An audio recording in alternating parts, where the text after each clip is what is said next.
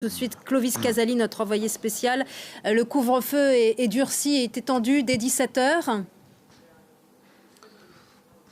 Le couvre-feu passe de 22h à 17h. L'annonce a été faite par le maire de Kiev, Vitali Klitschko, et avec des paroles fortes. Tout civil qui se trouvera dans la rue après 17h pourra être considéré comme ce qu'ils appellent des saboteurs, des agents russes, des parachutistes, des agents du renseignement russe qui seraient là en reconnaissance pour faciliter l'entrée des troupes russes dans Kiev et dans le centre névralgique de la capitale.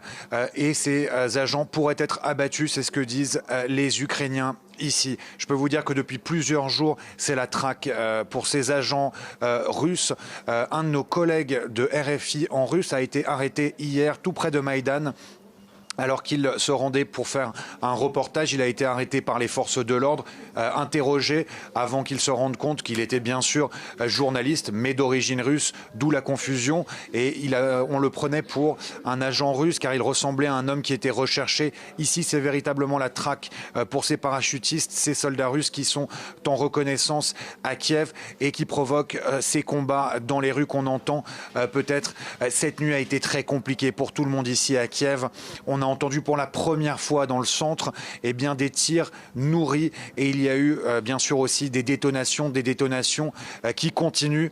La situation est très volatile, très compliquée et c'est pour ça que le maire de Kiev a durci le couvre-feu pour être sûr que les seules personnes qui sont dans la rue après 17h sont soit des combattants ukrainiens ou des Russes et il faut les traquer. Vous avez rencontré des Ukrainiens. Quelle est leur morale actuellement ?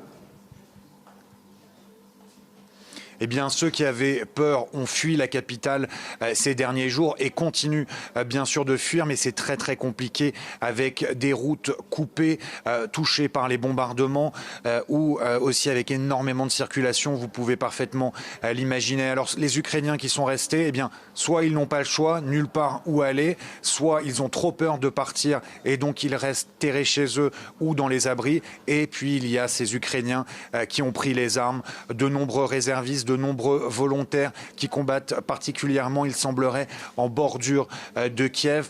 Et à Kiev, ce sont surtout des soldats ultra entraînés, mais ce sont des paroles à prendre avec des précautions parce que les Ukrainiens ont été appelés à prendre les armes par le président Zelensky et par les autorités depuis le premier jour. Alors vous avez des Ukrainiens qui prennent les armes pour défendre leur maison, pour défendre leur patrie. C'est l'union nationale et les Ukrainiens pour l'instant tiennent bon face à l'assaut des Russes, mais forcément beaucoup d'inquiétudes, beaucoup de craintes ici à Kiev de voir davantage de troupes russes arriver au sol. Merci beaucoup Clovis Casali, merci à vous.